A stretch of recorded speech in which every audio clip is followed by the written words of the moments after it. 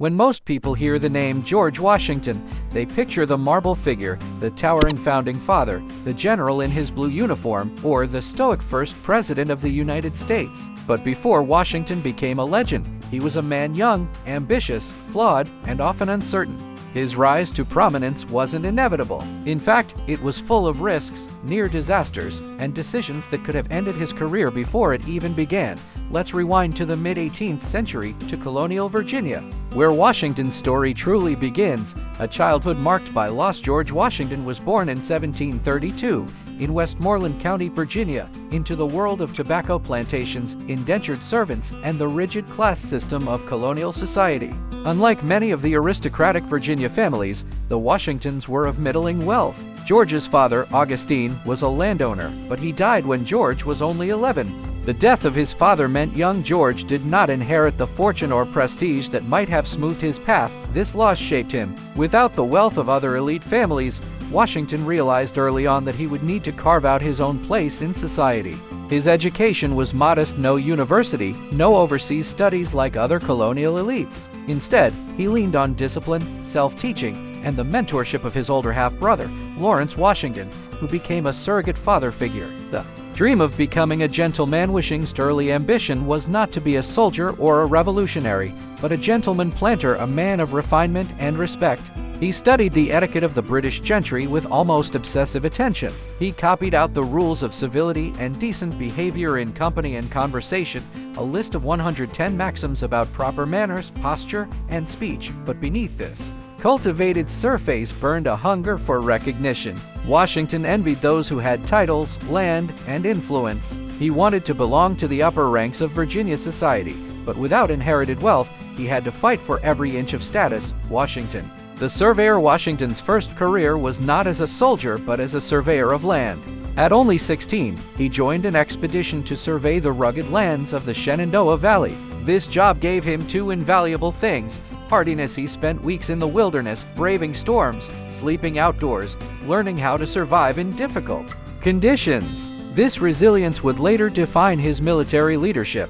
Land speculation. Washington quickly realized that surveying was not just about maps. It was about spotting valuable land for future purchase. From a young age, he began investing in Western lands, laying the foundation of his future fortune.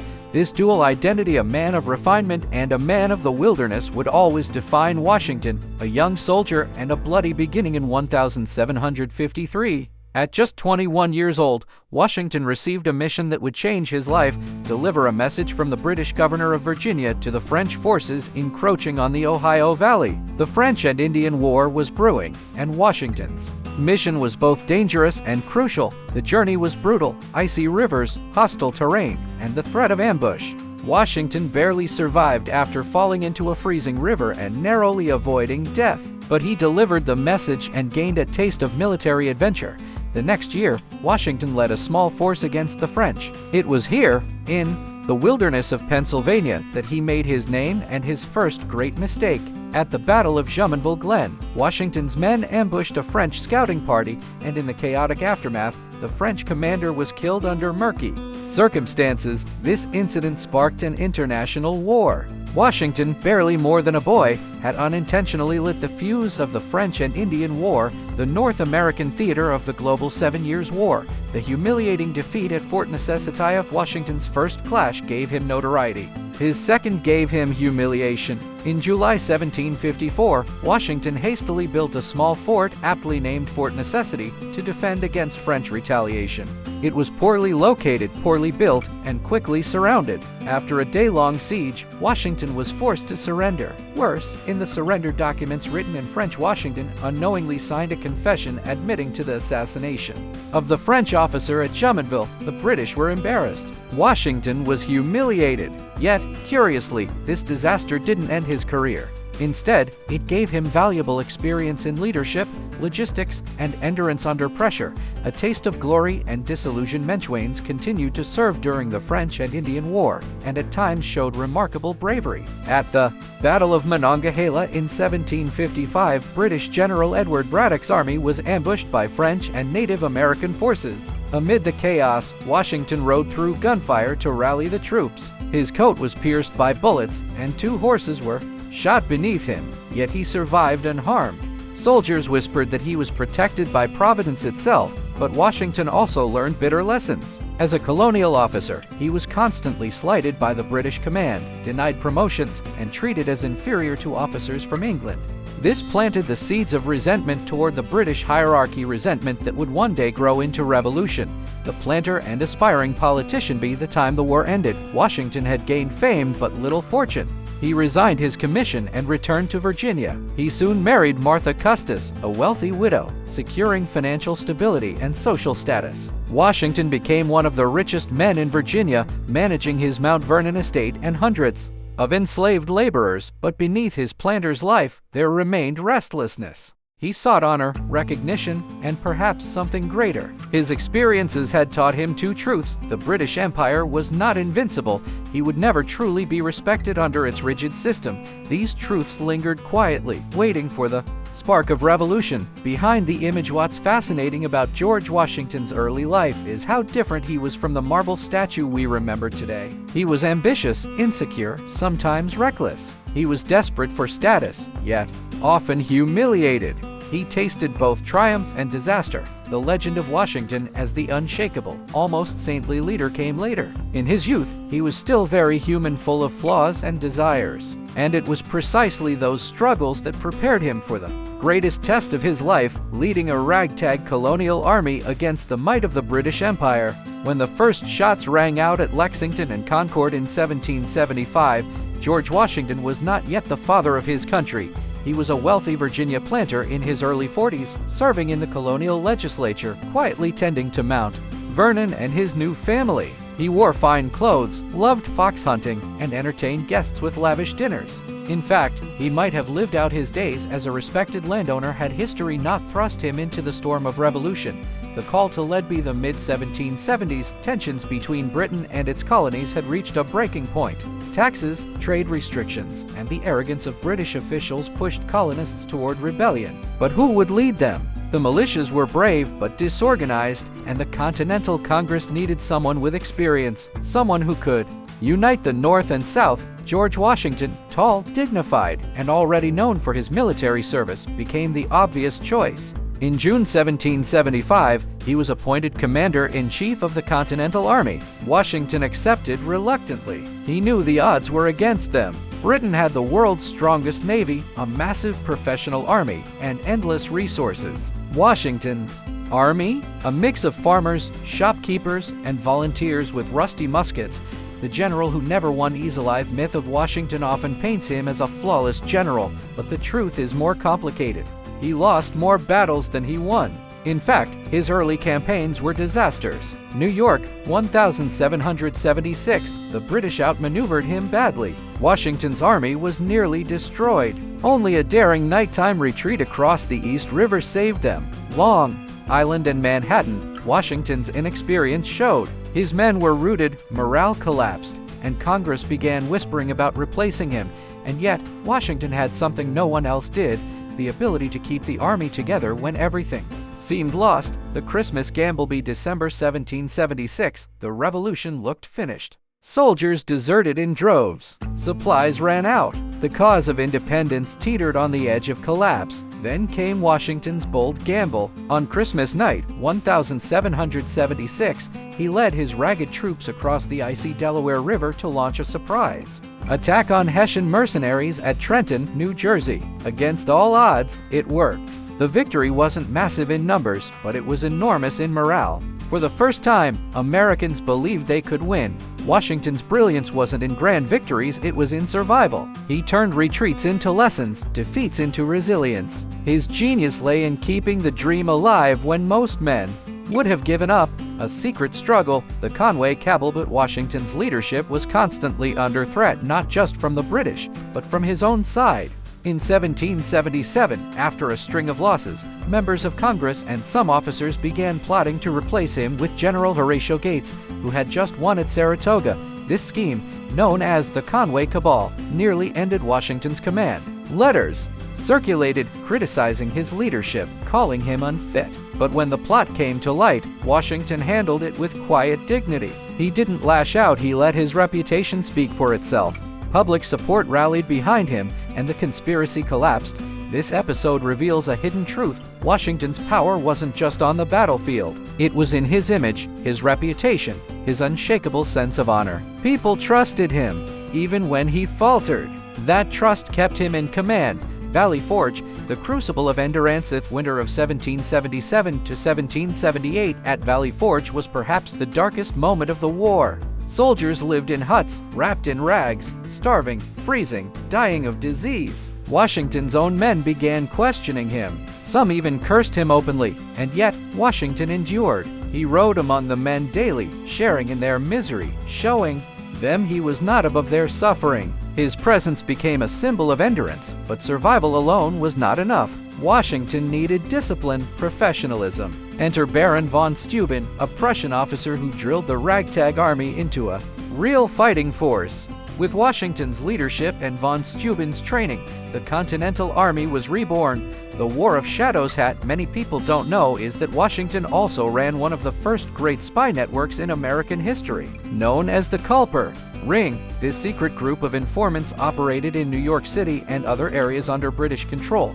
They used invisible ink, coded messages, and false identities. Their intelligence was critical, warning Washington of British troop movements, uncovering traitors, and even thwarting an assassination attempt against him. Washington believed that information, not just muskets, would win the war. This reliance on espionage was one of his hidden strengths, and it kept the revolution alive in ways that pure force could not. The Benedict Arnold betrayal, perhaps the greatest wound Washington ever suffered, was betrayal from within.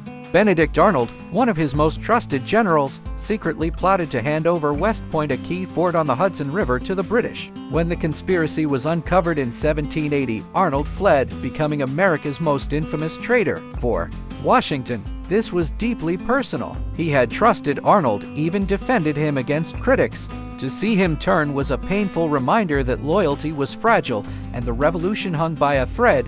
Final victory after years of hardship.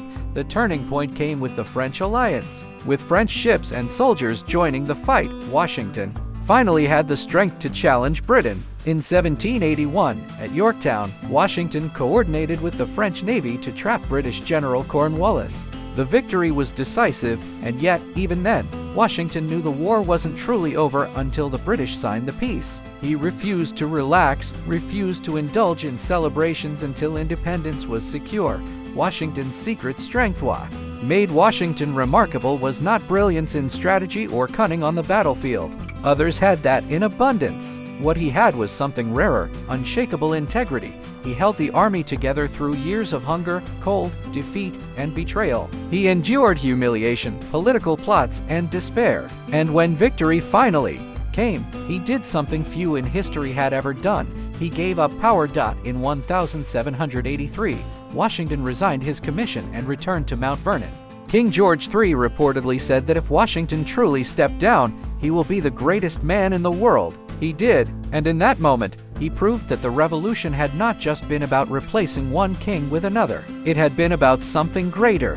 When George Washington resigned his military command in 1783, he fully intended to retire. He longed to live quietly at Mount Vernon, managing his lands, riding his horses, and enjoying the peace he had fought so hard to win. But history rarely lets its heroes rest. The young United States was fragile, chaotic, and uncertain. The Articles of Confederation had left the central government weak, nearly powerless. States quarreled. Foreign powers circled like vultures. Many feared the hard-won independence would collapse into chaos, or worse, into monarchy under some ambitious leader. And so, once again, the people turned to Washington, the reluctant leader.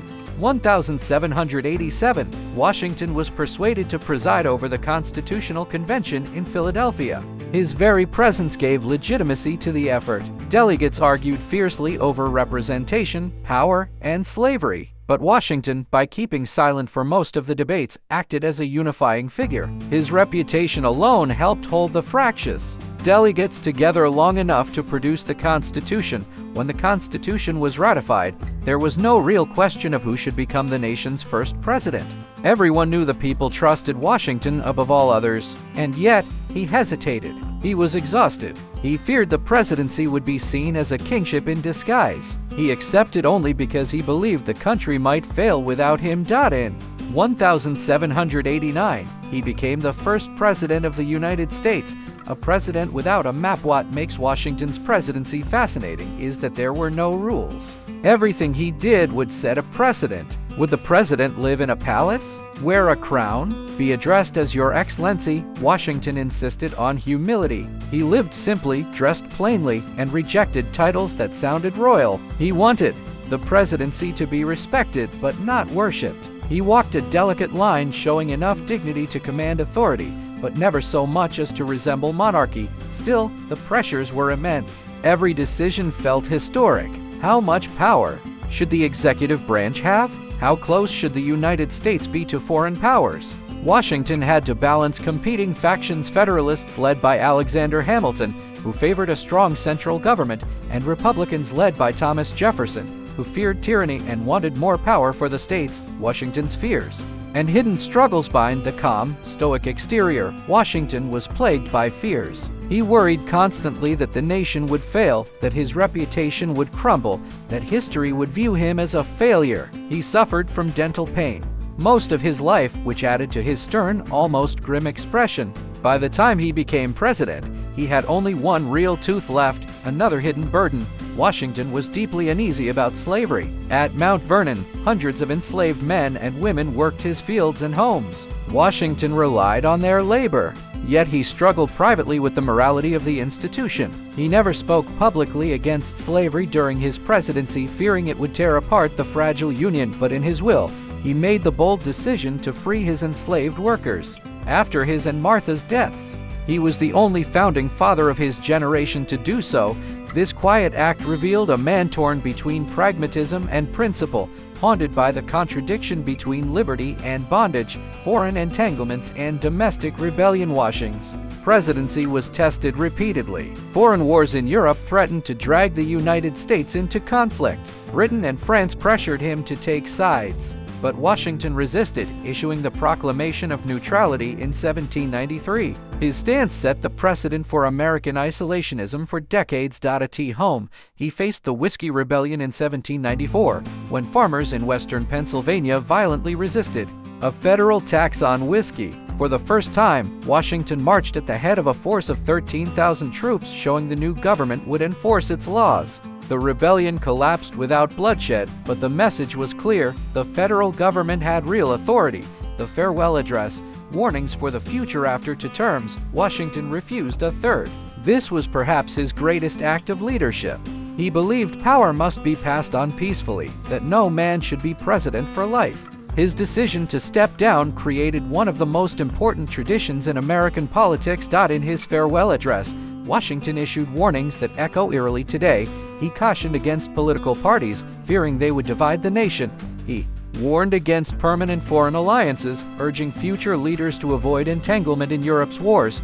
He stressed the importance of unity, fearing regionalism would tear the country apart. History would show how prescient those warnings were. The final days in December 1799, George Washington fell ill after riding through a cold winter storm. His throat swelled, and despite the frantic and misguided efforts of his doctors, who drained nearly 5 pints of his blood in a single day, he died within 2 days. His death shocked the young nation. For many, it felt as though the country had lost its father. Churches tolled bells, towns held solemn processions, and foreign leaders sent condolences. Napoleon Bonaparte even ordered 10 days of mourning in France. The man behind the myth. Over time, Washington became less of a man and more of a symbol. The myths multiplied. The cherry tree story, "I cannot tell a lie," was invented by a biographer. Paintings exaggerated his calmness, his size, his almost godlike composure, but the real Washington was far more human and perhaps more impressive because of it. He was ambitious, sometimes insecure, occasionally indecisive. He made mistakes, lost battles, and feared failure. Yet, he rose above his flaws because of one consistent trait: his refusal to cling to power. In an age when leaders around the world crowned themselves monarchs, Washington walked away twice. That humility, that rare restraint, cemented his legacy not just as America's first president, but as the man who defined what America could be. The legacy today: George Washington's image is everywhere, on the dollar bill, the quarter, the capital city that bears his name. But beyond the symbols lies a man whose greatest achievement was not victory in battle, but the creation of a tradition of democracy. His story reminds us that heroes are not perfect. They are ordinary men who rise to extraordinary challenges, who carry their flaws but still manage to shape the world. Washington did not want to be a king, nor did he see himself as a savior, but by stepping into power and then stepping away, he became something greater, a model for leadership itself.